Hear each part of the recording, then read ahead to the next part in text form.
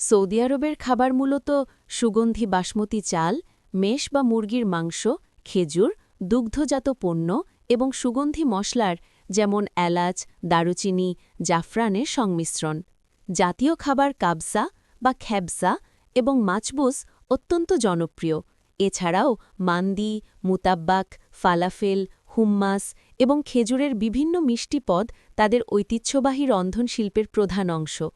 জনপ্রিয় সৌদি খাবার। প্রধান খাবার কাবসা, মাংস ও ভাতের বিশেষ মিশ্রণ।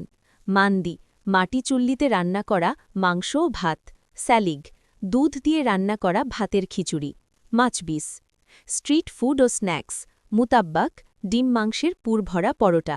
ফালাফেল, ছোলা ভাজা। সাম্বুসা, ভাজা পেস্ট্রি। মান্তু, ডেজার্ট ও পানীয়।